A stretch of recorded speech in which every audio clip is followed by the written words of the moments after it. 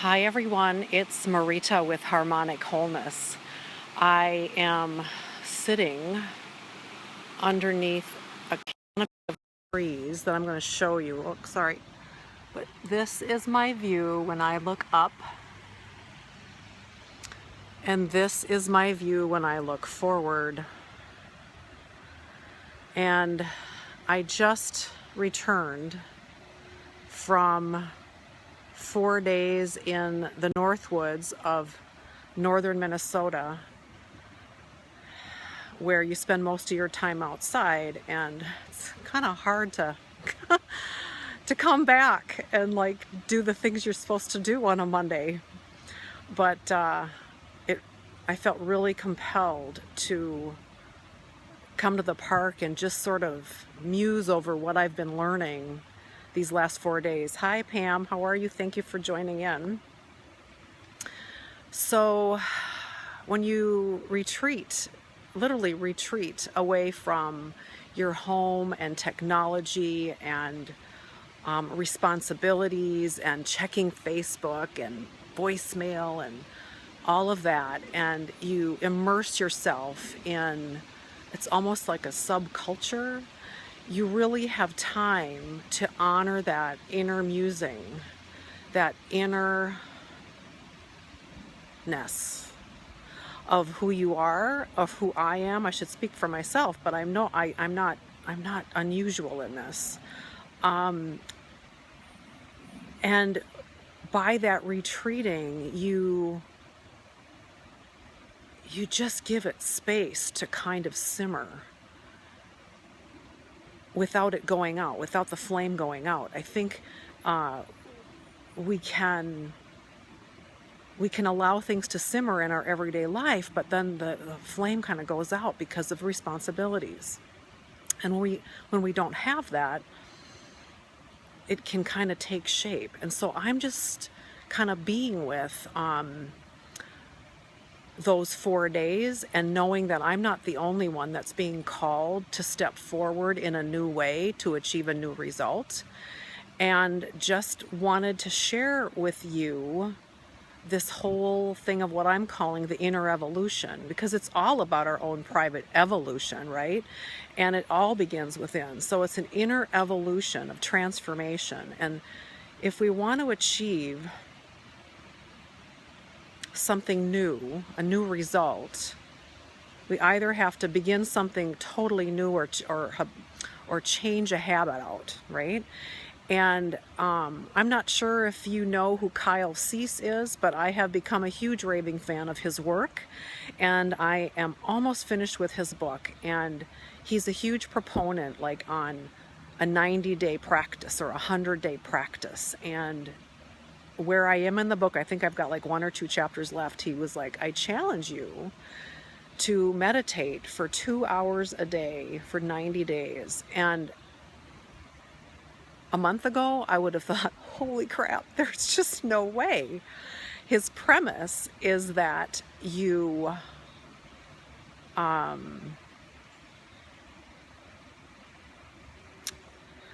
I lost my train of thought because I saw the view and I was wondering if I should share it with you. I'm sorry.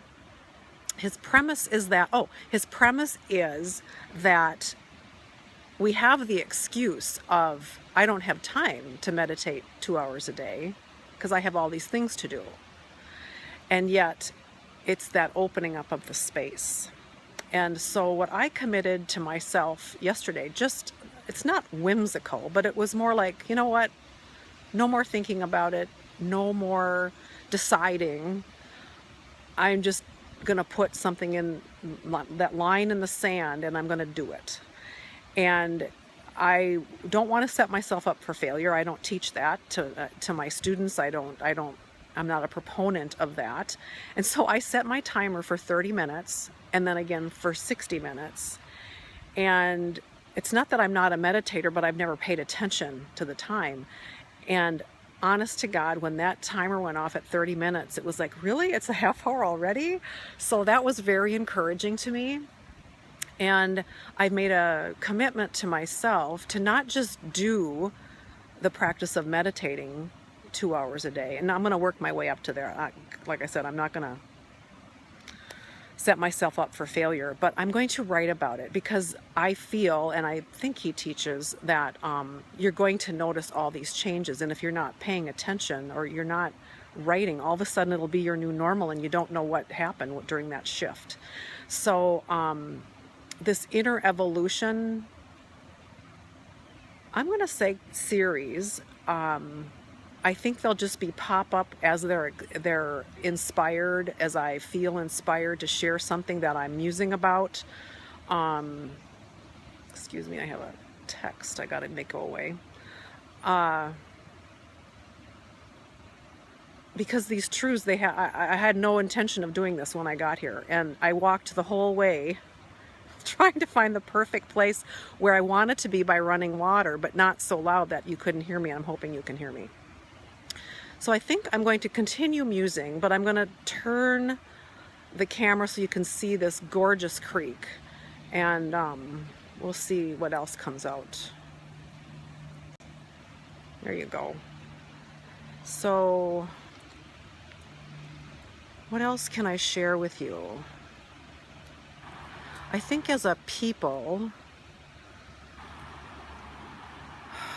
we're ready to step into ourselves more fully, and that requires a radical action. And what is radical for me may not be radical for you, but I encourage you to sit with what is it that you're looking to change in your life or achieve in your life, and what one thing can you change or tweak to change your routine to make that happen.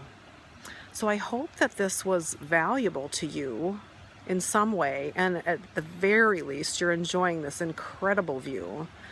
And until next time, and if you have little topics or anything that you'd like me to talk about, I'm happy to do that. I do soul coaching, or soul mentoring is what I call it. So this is an aspect of me that really digs deep in a different level that I'm hoping, my goal is to weave the sacred into the whole food thing that I just find so exciting. So weaving the sacred into the everyday mundane is kind of what I'm all about. So at any rate, thank you for listening and enjoying this beautiful view, and I will see you next time. It's Marita with Harmonic Wholeness.